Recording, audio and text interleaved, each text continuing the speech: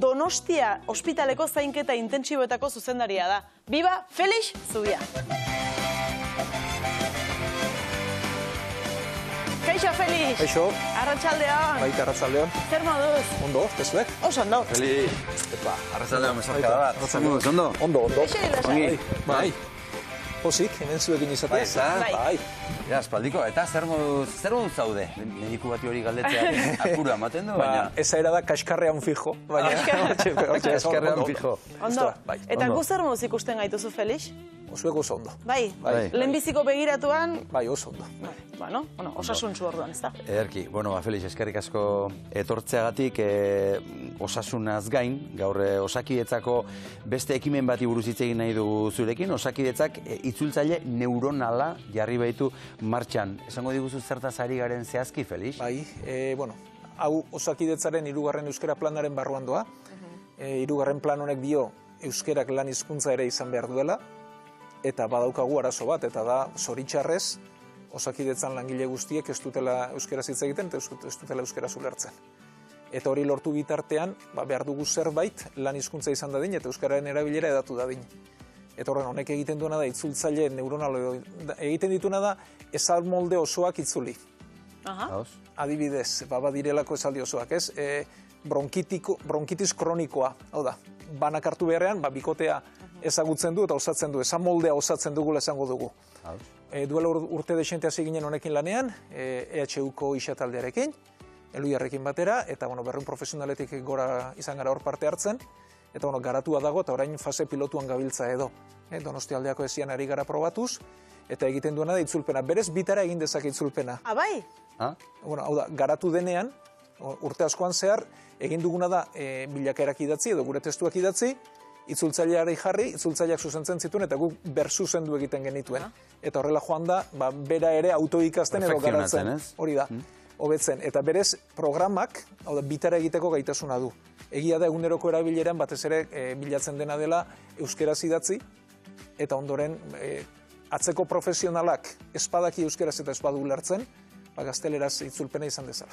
Beraz, euskaraz idatzi nahi duenak behintzat, euskaraz idatzi dezala, pentsatu gabe ondoren agian, euskaraz ez dakien bat dago. Urte askoan zehar, izan ditugu salbuespen ohoregarri batzuk ere, berbada batzuk ezagutuko dituzue, eta hien nire aitortza osoa, baina orokorrean guk gure lan hizkuntza moduan beti gazteleraz lan egin behar izan dugu, eta arrazoi nagusiena izan da, ondoren datorren profesionalak espadu ulertzen, aurrekoak zer idatzi duen, eta horrek pazientearen zigurtasuna arriskuan jartzen baldin badu, ea zer gertatuko den, ez?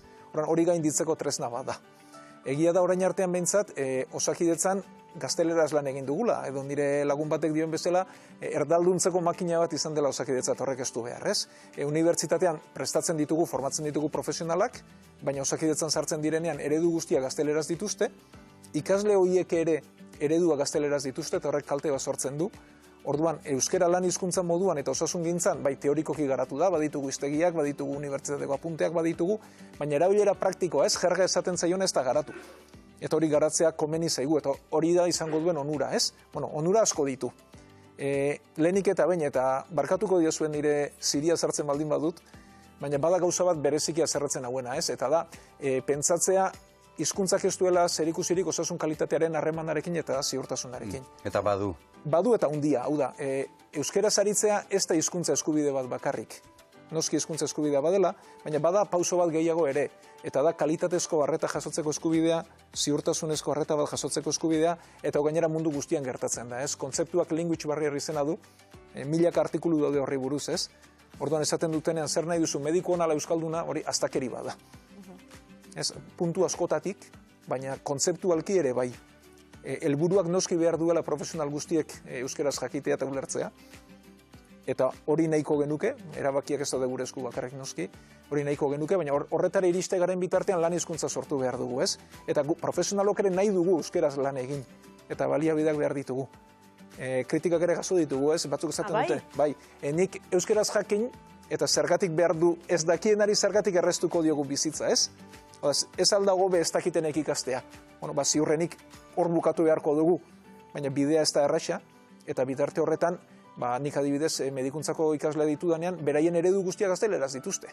Klasekoak kenduta, ospitaleko eredu guztiak, osasun etxeko eredu guztiak gazteleraz dituzte, ez? Eta hori puskatu nahi da, profesionalak era berean trebatu, lan hizkuntza bihurtu, eta ea lortzen den egunerokotasunean ere, normaltasunez lan euskeraz egin ahal izatea. Gertatu zaizu inoiz, pazienteren bat gai ez izatea gaztelaniaz zer daukan esplikatzeko, eta gero euskeraz galdetu, eta orduan bai ulertzea ondo benetan zer daukan, zer sentitzen duen? Askotan, hori litzateke behar bada zuzena, ez? Eragin zuzena, hori askotan, nik badaukat gertaera zuzeneko bat, banuen nirekin espezialitate egiten ari zen mutil bat, gazteleraz ondo ditzen duena, euskeraz ez. Eta etorri zitzaigun pertsonaz bat iktuz batekin, eta egun hartan euskera galdua zuen. Urrengo egunean beste kide hau baino lehen iritsi nintzen, euskeraz hitz egin nion, eta banekin euskeraz hitza berreskuratu zuela eta jari handia zuela. Kide hau joan zenean gazteleraz berarekin hitz egitera, etzen gauza, baina etzelak ondo moldatzen, eta ondoren esan zidan, pena da, baina hizkuntza ez du berreskuratu. Etorri nirekin eta ikusiko dugu berreskuratu den ala ez duen, ez? Eta berreskuratu zuela ikusi zuenean, gorritzen hasi zen. Behar bada bestera batera erakutsi beharko genion, baina hizkuntzaren garrantzia hor ikusten da, ez? Diagnostiko okerrerako bidea eman dezake askotan. Eta gero, bada konfidantza, bada lotura bat, bada gauzak ondo ulertzea, gero aginduak ondo betetzea, tratamenduak ondo betetzea, ez? Hau mundu guztian frogatua dago. Adibide garbiena. Zer nahi duzu, ez? Ziruja ona, ala euskalduna, ez? Edo horrelako astakeria botatzen direnean. Adibidez, Arabiar Emirerrietan, dirua soberan dutenez, eta puntako kirolariak fitxatzen dituzten bezala, han ere osasun langileak fitxatu dituzte.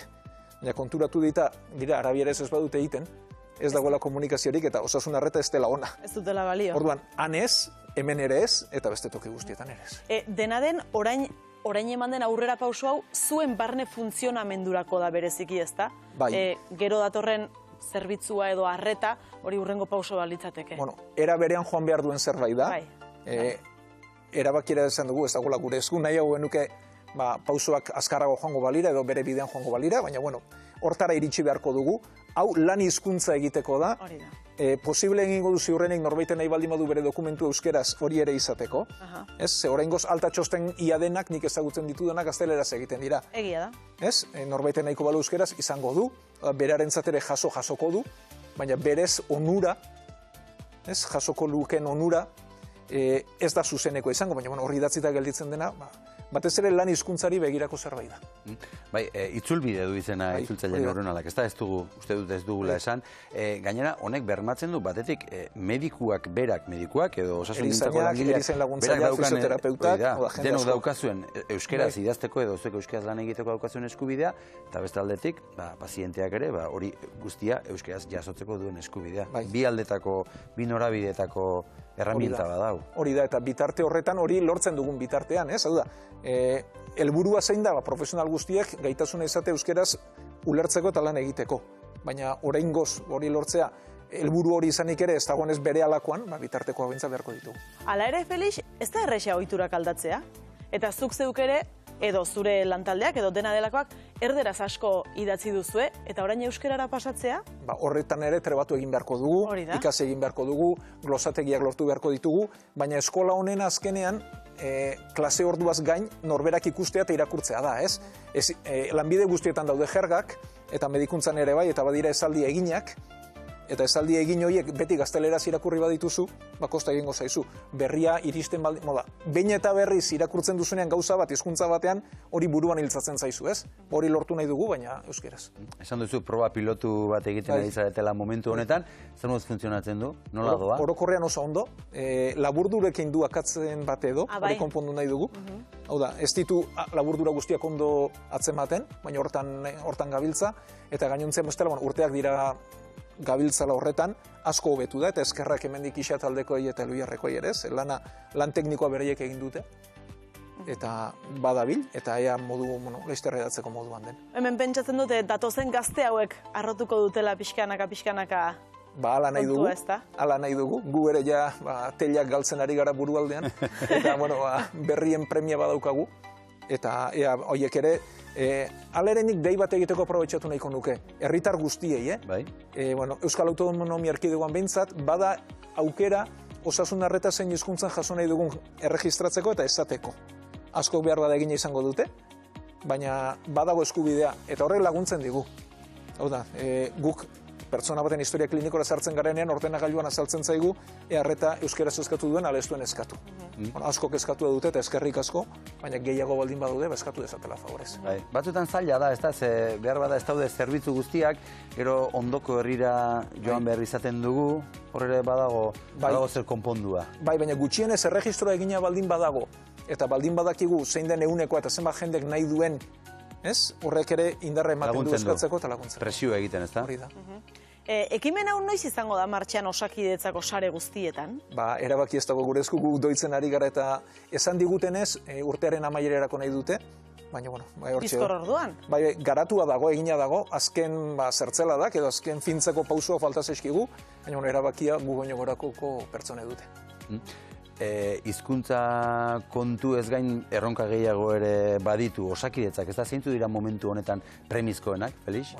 Nire erabaki erabat pertsonala, eta iritzi pertsonala ematera noa, nik uste, eta herritar gehienek bizi izaten dute, ez? Orain ordaintzen ari gara urte askotan egin den plangintza falta edo esango dugu, ez? Osakidetza, osasun sistema publiko gehienek ez, baina bizi izan dute alde batetik ezartze prozesu bat, hau da, geroz eta gizarte zaharrago batean gaude, eta duela 20 urte balio zuen egitura orain txiki gelditu da, eta hori ez da aurre ikusi. Gero denbora askoan, behin-behinekotasun handia egonda langileen artean, eta horrek ere ekarri du mugikortasun handia eta ekarri du galera handia, ekarri du bapateko jubilazio mordo bat eta hori ez betetzea ere, eta gero lehen mailako arretaren nik uste, enaiz ausartzen hitza ondo erabiltzera, ze beraiek esan beharko dugu, eta bertako profesionalei galdetu, baina nik uste behar duen pixu eta tokia eman behar zaiola. Ni bezain espezialistak dira, ni bezain profesional, eta gainera sistemaren oinarriak behar du horrez. Ikusia dago, lehen mailako arreta berarekin bizi den pertsona batek, gutxi gora bera 4-5 urte gehiago bizitzeko aukera duela, medikua etengabe aldatzen ari dena baino. Eta hori frogatua dago. Askotan medikamentu oso garestietan pentsatzen dugu 4 urte irabazteko, bada gauza bat, eta da pertsona bati bere familia mediku bere izatea, ez? Gure horri buruz hizketan aritu gara gaur erredakzioan, eta gure lantaldeko batek 5 urte daramatza familia mediku finko bat, gabe? Zoritxarrez horrelakoak badaude, eta nik uste, orokorrean, behar duela osasun publiko guztiak, gure artean Euskal Herrian ere bai, aurrekontu gehiago, baina batez ere plangintza bat, gizarte geroz eta sartuago batean, ziurrenik prebentzioan lan gehiago egiteko modua ere, eta gero lantaldeak finkatu, egonkortu, eguneratu, eta lehen mailako horretari merezi duen toki eman da.